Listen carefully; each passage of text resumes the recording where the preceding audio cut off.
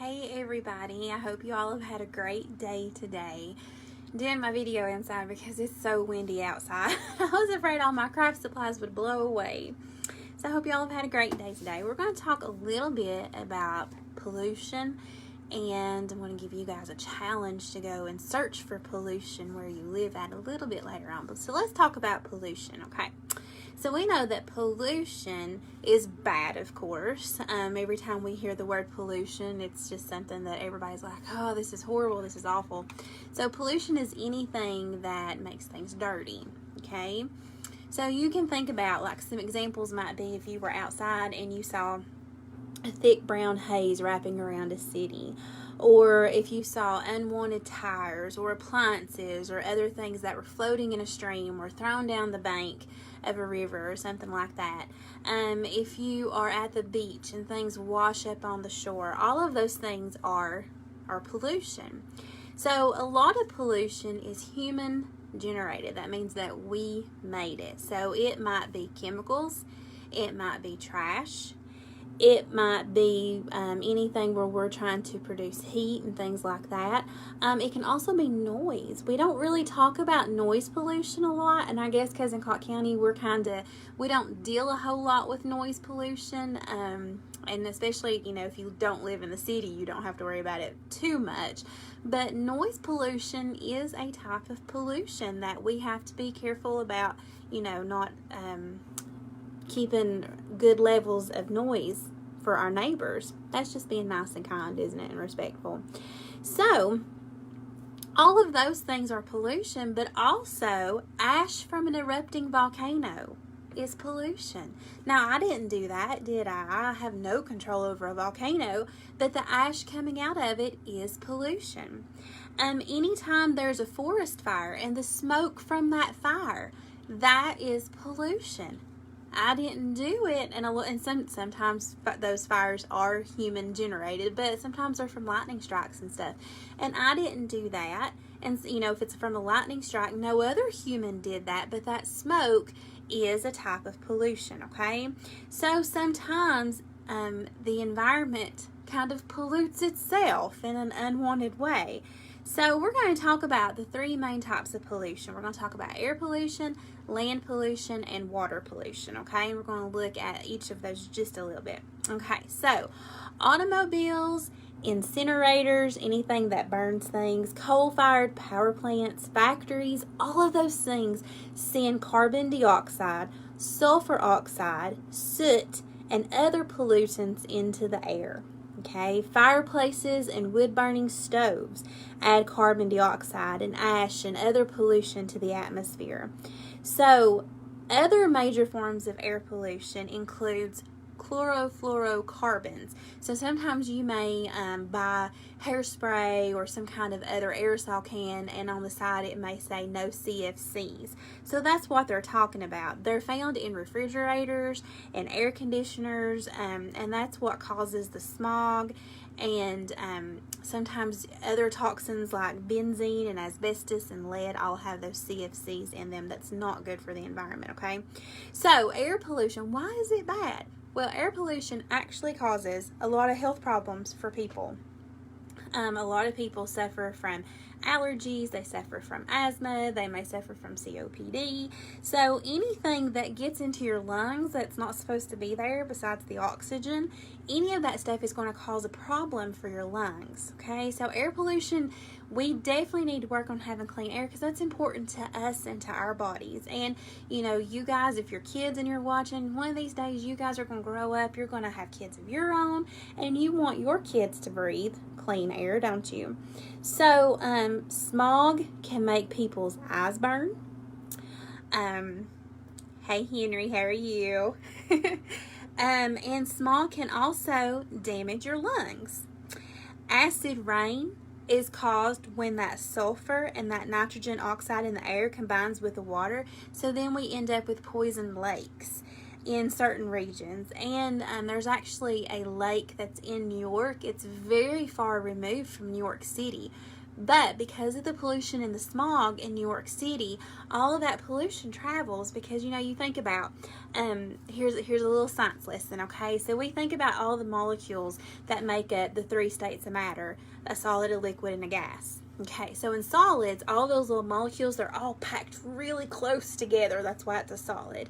So in liquids, those molecules, they move a little bit more because liquid sloshes and stuff, doesn't it? So they kind of move a little bit more.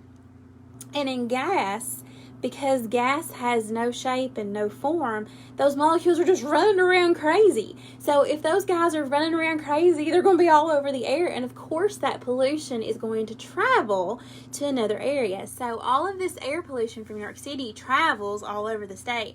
And in this lake that's in the state of New York, very far removed from New York City, it has suffered from the effects of acid rain. That pollution mixed with the rain, and that lake is absolutely beautiful. I've seen pictures of it, but there is literally no life in that lake, okay, because of the acid rain. So it affects the fish life and the aquatic life. And you think about acid rain, water has pH levels, how much acid's in it or what. So water is around a 7. I think it might actually be 7.2. I'm not sure about that. But so when it gets more acidic, it starts harming some of the aquatic life. Now, it may not hurt us because we're a lot bigger organisms, but you take like a little salamander or a little snail. Those guys can't handle all of that pollution and all that toxicity like we can, okay? So that's why it is so important for us to help take care of the environment, because it's not just for us, it's for all the animals too. And once an animal is extinct, that can mess up the ecosystem, the food chains, and all that stuff. And then we get into a huge mess. So we don't want to try to do things like that, okay? So, CFCs also destroy the ozone layer in the upper atmosphere, which allows more of the sun's harmful ultraviolet rays to reach the earth, and it can lead to increased rates of skin cancer. That's what happens to us. That's why you need to wear sunscreen when you go outside, so that you don't get these harmful UV rays that can cause skin cancer. So, see, pollution can affect us a lot. A lot of people think that it doesn't, but it really does. So, increased amounts of carbon dioxide and other greenhouse gases in the atmosphere may, some people say that it may affect world climate, some people don't. So that's kind of up in the air, I guess. But for the most part, we really need to work on keeping the air pollution clean, just for, if nothing else, for our own health and for the health of the animals and stuff. Okay, so water pollution. Water pollution, years ago, it was really common for sewage treatment plants and industrial plants to discharge or to let go the polluted wastewater directly into rivers and bays and oceans. Now, we have a sewage treatment plant in Newport. It's on Industrial Road. It's the place that really stinks really bad sometimes. So many years ago, when they would take all that sewage and stuff, and they would scoop out all the slimy stuff, they would throw it into a river. And that was called a point source pollution, because there's 2 types of water pollution, point and non-point. So that's a point source. And so this practice continued in many parts of the world. But in the United States, government regulations, voluntary pollution prevention by industries, citizen awareness. Back in 1970, a lot of people said, hey, our earth is in really bad trouble. So they made all kinds of laws. They made the EPA, and they established the first Earth Day. And so a lot of people, said no to putting things into the river. And actually, a lot of things found out through history, a lot of sicknesses was because of dirty water. When people had typhoid and cholera and all that stuff, that was because of dirty water. So people started realizing, hey, we need to keep our waterways clear. So as a result, a lot of the rivers and the streams that were once severely polluted in the United States are actually revived and clean. And so, you guys, if you're kids, you may not know the story behind the Pigeon River, but the Pigeon River that runs right through Cott County, when I was growing up, was actually really polluted. So there was a lot of things. The Champion Paper Company in North Carolina was dumping a lot of waste in, and it was flowing down the river into Cott County. I think they had stopped dumping by the time I was, born, but the river was still very polluted, and there was several people in our community, and I'm not going to name names because I'll forget somebody, but there was a lot of people in our community who said, hey, we need this river to be clean. And so the Pigeon River is much cleaner now than it was back when I was a kid. So it's really important because you've got your aquatic life that lives there. People who live along the river, especially if they have well water, that well water may be coming from that river, and all that stuff can make us sick. And so we definitely don't want to do that. All right, so that's point source pollution. Non-point source pollution is pollution that is wide-ranging and comes from everywhere. It might be from fertilizers and pesticides and oil from cars that washed into the waterways from streets and farms. That's the pollution that's on the go, okay? So a lot of people, I hear a lot of excuses sometimes about why people throw their litter out on the ground. They think, hey, well, some animal's going to come and eat it.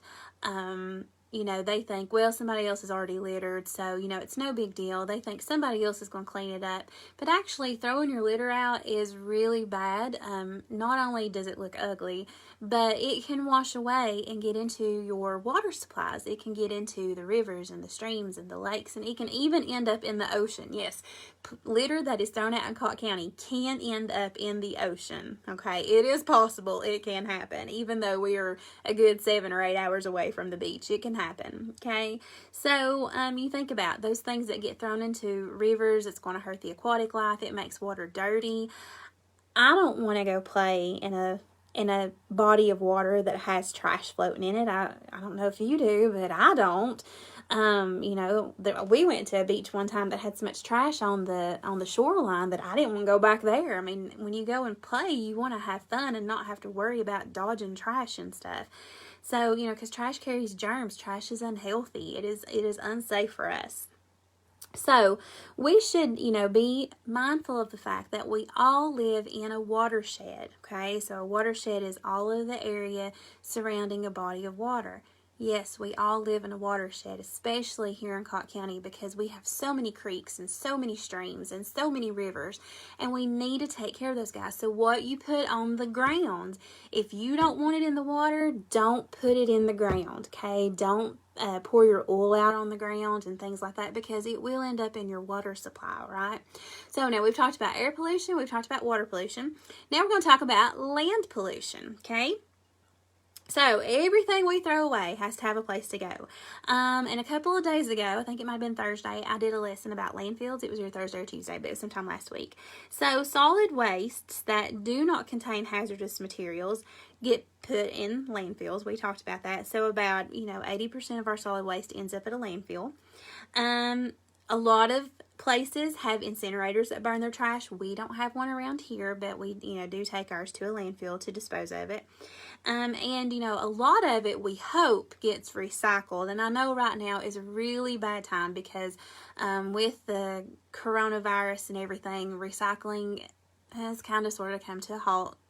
Especially with the convenience centers and stuff, and I know that that's things that's beyond our power right now, but just be mindful that when things start to open up and we can start recycling more, that we need to recycle and keep these things out of the landfills, okay?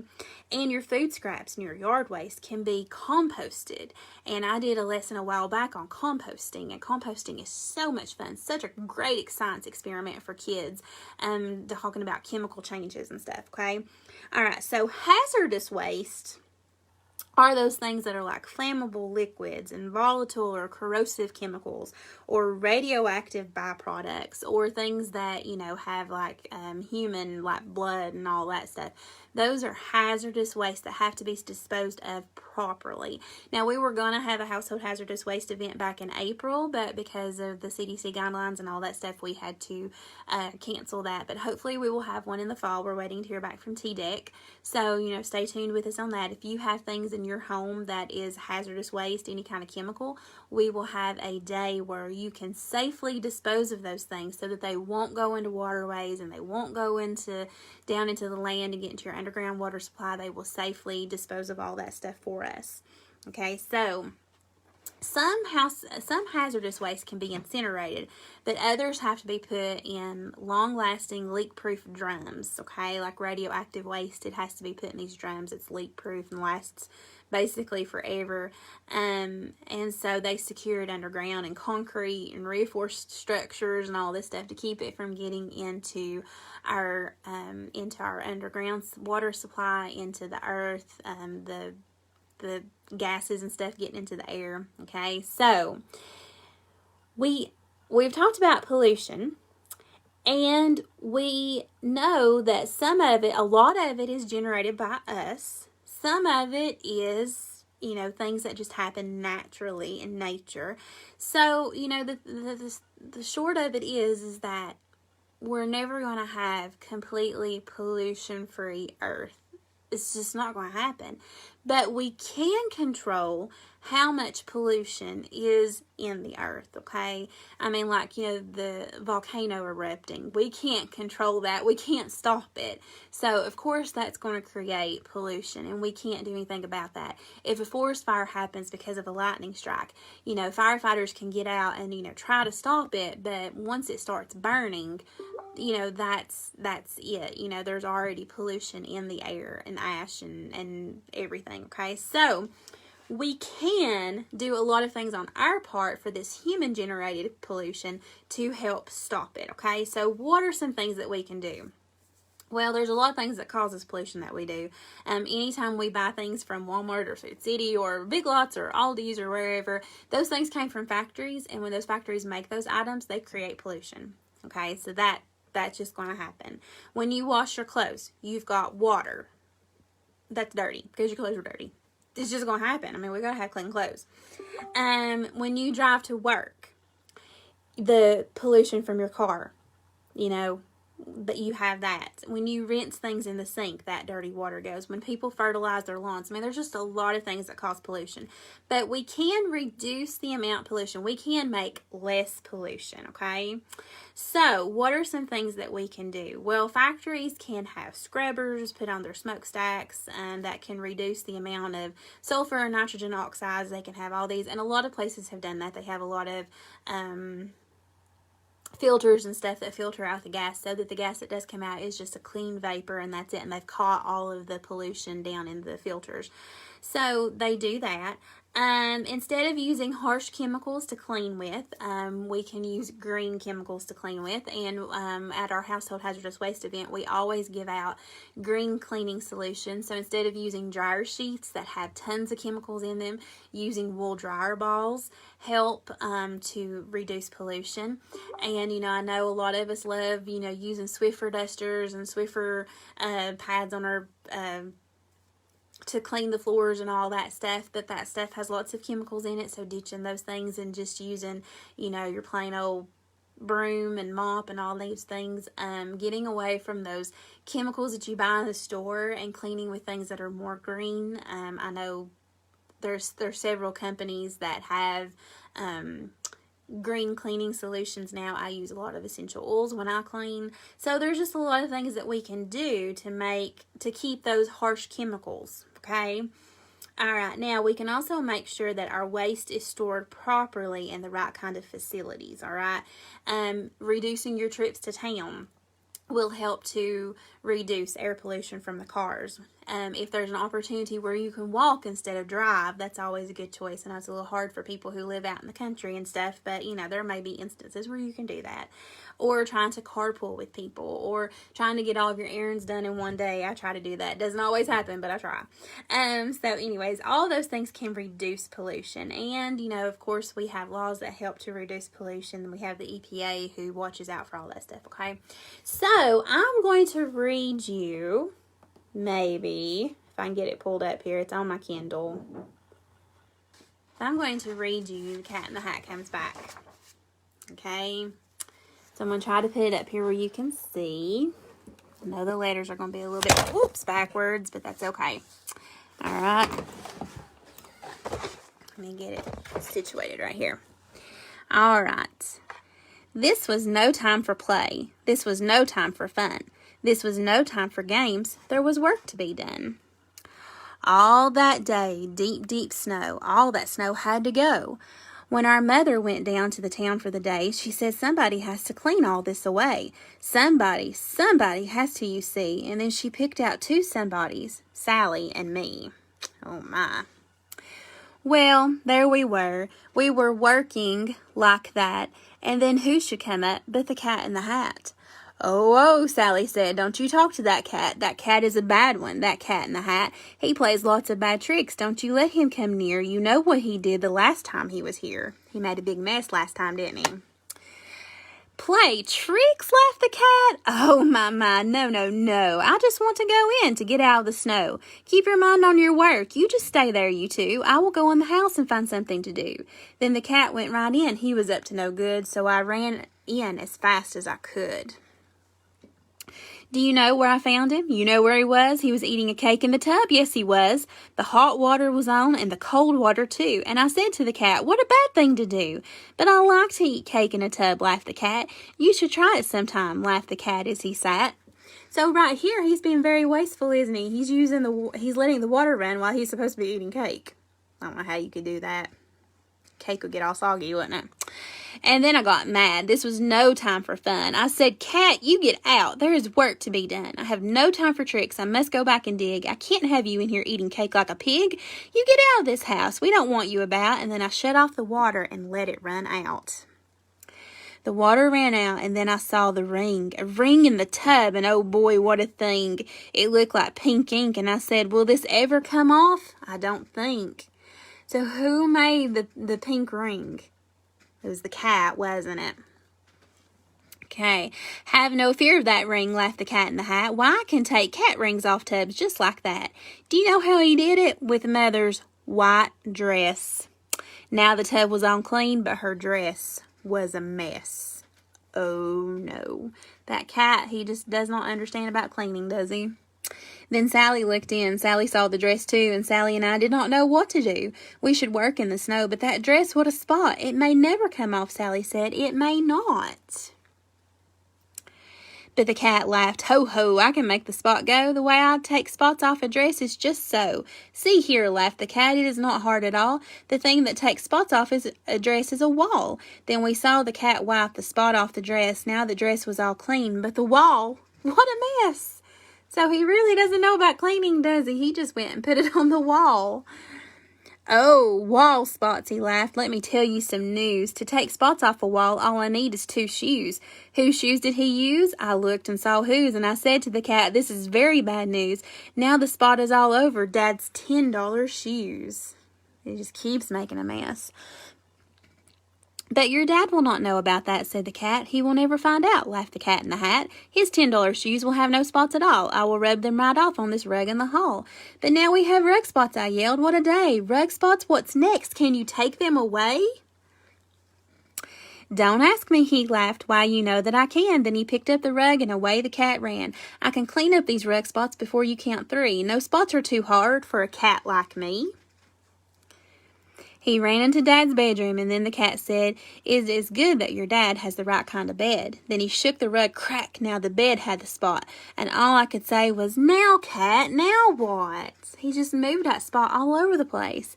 But the cat just stood still. He just looked at the bed. This is not the right kind of bed, the cat said. To take spots off this bed will be hard, said the cat. I can't do it alone, said the Cat in the Hat. It is good I have someone to help me, he said, right here in my hat on the top of my head. It is good that I have him here with me today. He helps me a lot. This is little Cat A. And then little Cat A took off the hat of his head. It is good I have someone to help me, he said. This is little Cat B, and I keep him about, and when I need help, then I let him come out. And then B said, I think we need a little Cat C. That spot is too much for the A cat and me. But now have no fear. We will clean it away. The 3 of us little cats. B, C, and A. Come on, take it away, yelled little Cat A. I will hit that old spot with this broom, do you see? It comes off the old bed. It goes on the TV. And the little Cat B cleaned up the TV. He cleaned it with milk, put the spot in a pan. And then C blew it out of the house with a fan. Pollution's just going everywhere, isn't it? But look where it went. I said, look where it blew. You blew the mess out of the house, that is true, but now you made snow spots. You can't let them stay. Let us think about that now, said C, B, and A. So now they've got pollution outside, don't they? With some help we can do it, said little cat C. Then pop on his head, we saw little cat D. Then pop, pop, pop, little cats E, F, and G. We will clean up that snow if it takes us all day. If it takes us all night, we will clean it away, said little cats G, F, E, D, C, B, and A. They ran out of the house then, and we ran out too, and the big cat laughed. Now you will see something new. My cats are all clever. My cats are all good shots. My cats have good guns. They will kill all those spots. But this did not look very clever to me. Kill snow spots with pop guns? That just could not be. All this does is make more spots, we yelled at the cat. Your cats are no good. Put them back in your hat. Take your little cats, G, F, E, D, C, B, A, put them back in your hat, and you take them away. Oh, no, said the cat. All they need is more help. Help is all that they need, so keep still and don't yelp. Then little cat G took the hat off his head. I have little cat H here to help us, he said. Little cats H-I-J-K-L and M. But our work is so hard we must have more than them. We need little cat N, we need O, we need P, we need little cats Q, R, S, T, U, and V. Almost every letter of the alphabet. Come on, kill those spots, kill the mess, yelled the cats, and they jumped at the snow with long rakes and red bats. They put it in pails and they made high pink hills, pink snowmen, pink snowballs, and little pink peels. Oh, the things that they did, and they did them so hard, it was all one big spot now all over the yard. But the big cat Steve stood there and said, this is good, this is what they should do, and I knew that they would. With a little more help, all the work will be done. They need one more cat, and I know just the one. Look close in my hand. I have little cat V. On his head are cats W, X, Y, and Z. Z is too small to see, so don't try. You cannot. But Z is the cat who will clean up that spot. Now here's the Z you can't see, said the cat. I bet you can't guess what he has in his hat.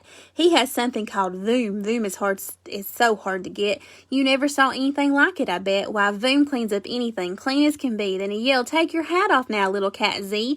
Take the Voom off your head, make it clean up the snow. Hurry, you little cat. 1, 2, 3, go. Then the Voom, it went Voom, and oh boy, what a Voom. Now, don't ask me what Voom is, I never will know, but boy, let me tell you, it does clean up snow. So you see, laughed the cat, now your snow is all white, now your work is all done, now your house is all right. And you know where my little cats are, said the cat? That Voom blew my little cats back in my hat. And so if you ever have spots now and then, I will be very happy to come here again. With little cats A, B, C, D, E, F, G, H, I, J, K, L, M, N, and O, P, and Q, R, S, T, and cat U, and cat V, and little cats W, X, Y, and Z. Whew, that's a lot of cats, isn't it? And there he is.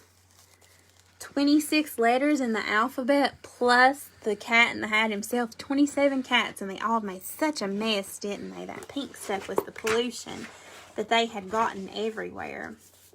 All right, so we've talked about the 3 types of pollution, and we have talked about ways to reduce pollution, and we saw this book here, how the cat in the hat cleaned up his pollution that he had made, so we definitely need to do things like that to help keep our county where we live looking beautiful. So what are some things you can do? Well, you can join forces with local cleanup and help with that. We are actually been given some guidelines about hosting cleanup events in the near future, about how that can be done post COVID-19 and social distancing guidelines and all that stuff. So maybe we'll get to have a cleanup soon. You can adopt an area, a nearby roadway, a local park, a school, and you can keep it litter free. Just make sure if you're picking up trash, you need a litter grabber and you need to wear gloves and you need to sanitize, okay? You can sponsor a pollution awareness week when school goes back when you get to go back to school in August, and have people take steps to reduce pollution all week long. You can even do that at your house while you're home. You know, think about ways that you can reduce the pollution that you make as a family.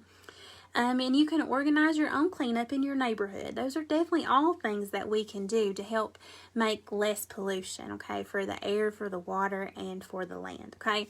All right, so now it is craft time, okay? Alright, so for your craft, yes, you need a toilet paper roll because we need toilet paper rolls for everything, don't we? They make so many great things. You need a pair of scissors. You need a hole punch. You will need some strings. You will need a hot glue gun, or if you use Elmer's glue, you're going to have to let it sit for a while. I'm going to use hot glue so I can do mine real quick. And you're going to need some kind of cool beads, or if you've got something laying around your house, these are beads that my daughter has necessarily never played with, but we're going to use them today to decorate our craft project that we're going to make, okay? So we are going to make a bracelet out of a toilet paper roll. Yes, we are, and it's going to be very fashionable. And you're going to be all the rage of your friends. So, we're going to take our toilet paper roll, and we're going to cut however wide you want your bracelet to be. I think I'm going to cut this little piece right here, okay? Alright, now obviously that is not going to fit anybody's wrist but a baby's. So we're going to take this part, this ring, and we're going to cut it so that it makes a cuff, okay? If you have any little bits that are kind of poking over or whatever, you can cut them off. I cut mine off right there. Alright. Now we're going to take our hole punch and we're going to punch a hole on each side. Alright. So, oops. That one did not want to go into the place. Alright, so I have a hole on each side of my toilet paper strip. Alright, I'm going to cut some string.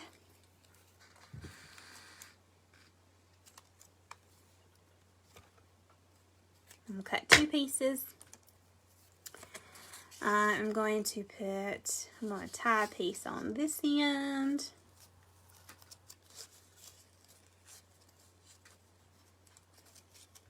And I'm going to tie a piece on the other end. Now, if you don't want to leave these brown, you can paint them. I'm going to just leave mine brown.